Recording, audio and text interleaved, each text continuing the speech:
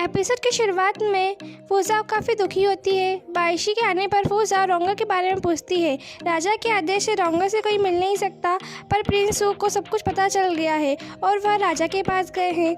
आगे राजा प्रिंस सान के साथ होते हैं और काफ़ी खोए हुए होते हैं। प्रिंस सान इन सब चीज़ों को नोटिस करते हैं और राजा से पूछते हैं। राजा कहते हैं कि रोंगर इतनी बड़ी पागल नहीं है कि वह महल की चीज़ों को चोरी करेगी। साथ ही राजा को यह लगता है कि क्योंकि प्रिंस सू करप्शन ऑफिसर की जांच कर रहे हैं, इसलिए रोंगर को फंसाया जा रहा है। अगर रोंगर एक नोबल फैमिली से बिलोंग करती तो इस तरह की परेशानी नहीं होती। इस पर प्रिंस सान कहते हैं तो आप इसका एडवांटेज लीजिए और दोनों को अलग कर दीजिए। तो राजा कहते हैं क्या प्रिंस सू मानेंगे? तो प्रिंस सान कहते हैं भले प्रिंस सू ना माने, लेकिन रोंगर ज़रूर मानेगी। आगे प्रिंस सू राजा से मिलने के लिए आते हैं और माफ़ी मांगते हैं क्योंकि वो अपनी वाइफ को संभालने में असमर्थ रहे। और प्रिंस सू एविडेंस के बारे में पूछते हैं तो राजा डॉक्यूमेंट के बारे में बताते हैं। देन प्रिंस सू उनसे रॉ मटेरियल के बारे में पूछते हैं जो कि रूई पवेलियन में नहीं मिला था, तो राजा को गुस्सा आ जाता है। फिर प्रिंस सू माफ़ी मांगते हैं और कहते हैं कि मैं रोंगर को काफ़ी वक्त से जानता हूँ, वो ऐसा नहीं कर सकती, और उनसे 7 दिन का वक्त मांगते हैं रोंगर को इनोसेंट प्रूफ करने के लिए। और कहते हैं अगर मैं उन्हें इनोसेंट प्रूफ नहीं कर पाया तो वो हमेशा के लिए लेट एम्परर की ग्रेव पर चले जाएंगे और कभी भी वापस नहीं आएंगे। फिर राजा को मजबूरन प्रिंस सू को 7 दिन का वक्त देना पड़ता है। आगे प्रिंस सू रोंगर के लिए खाना लेके जाते हैं और रोंगर को खाने के साथ ढेर सारी चिट्स मिलती है जिसमें रोंगर को अपना ख्याल रखना था और वह सारे मामले को संभाल लेंगे। रात को प्रिंस सू मामले की सारी बातों को अच्छे से समझते हैं और अगले दिन अटेंडेंट चेन से मिलने के लिए जाते हैं। उनसे सारे बात पूछते हैं, लेकिन अटेंडेंट चेन सब कुछ बताने से मना कर देती है। देन प्रिंस सू से धमकी देते हैं कि रोंगर उनकी कॉन्क्यूबाइन है और कोई भी उसे चोट पहुंचाने की कोशिश करेगा तो उसके लिए वह किसी को भी माफ़ नहीं करेंगे। आगे अटेंडेंट चेन सारी बातें जाके कौसर दुआन को बताती है और उसकी रॉयल्टी के लिए कॉन्सर्ट दुआन उसे एक जेट पेंडेंट देती है। देन अटेंडेंट चेन के जाने के बाद जावर कहती है कि आगे जाके ये हमारे लिए खतरा बन सकती है, तो कॉन्सर्ट दुआन उसे ख़त्म करने का फैसला करती है।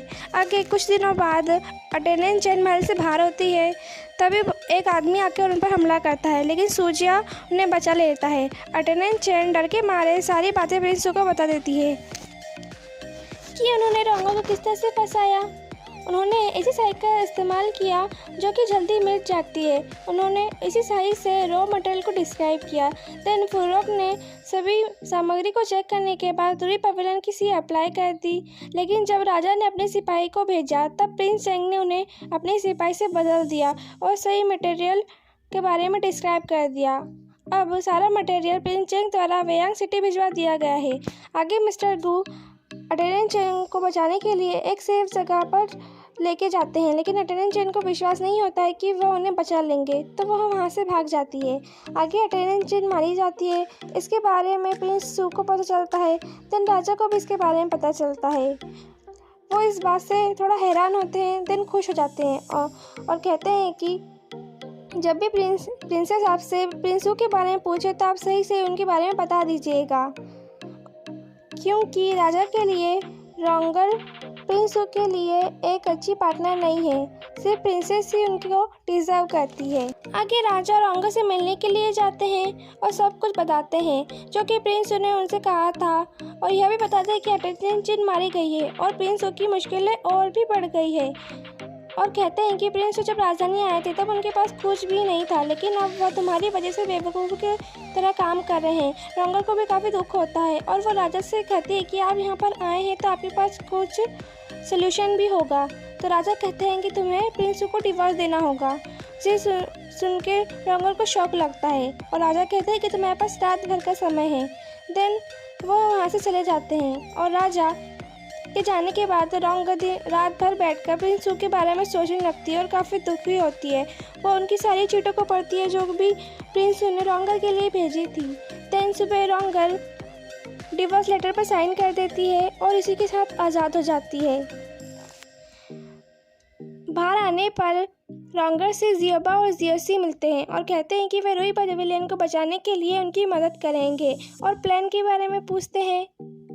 आगे प्रिंसेस की असिस्टेंट प्रिंसेस को सब कुछ आकर बताती है, लेकिन प्रिंसेस को विश्वास नहीं होता है कि रोंगर प्रिंस सू को डिवोर्स लेटर साइन कर सकती है। देन कंफर्मेशन के लिए प्रिंसेस इनुज वैंग के पास जाती है। इनुज वैंग कंफर्मेशन के साथ प्रिंस सू का पता भी बताते हैं और प्रिंसेस खुश होकर वहाँ से चली जाती है। और इनुज वैंग अंदर जाकर राजा को सब कुछ बताते हैं कि प्रिंसेस आई थी और वो खुश होकर चली गई, और राजा भी खुश होते हैं कि अब प्रिंस सू और प्रिंसेस साथ में रहेंगे। आगे प्रिंस सान को भी मिस्टर वेंग आके बताते हैं कि रोंगर ने डिवोर्स लेटर साइन कर दिया है, जो कि उनके लिए अच्छा होता है। देन प्रिंस सान रोंगर के पास जाने का तय करते हैं। यहाँ पे हमें पता चलता है कि रोंगर वेयांग सिटी गई है, जो कि जियोबा और जियोशी ने ही बताया होगा, और प्रिंस सान भी वहाँ जाने का फैसला करते हैं। आगे हम प्रिंस सू को रात को एक गैमलिंग हाउस में देखते हैं, जहाँ पे वो बार बार गलत गेस कर हार रहे होते हैं। उनकी रिचनेस को देखकर एक आदमी उनके पास आता है और कहता है कि इस गैमलिंग हाउस में कोई मज़ा नहीं है, मैं आपको एक ऐसी प्लेस बताता हूँ जहाँ पे आपको इससे ज़्यादा मज़ा आएगा।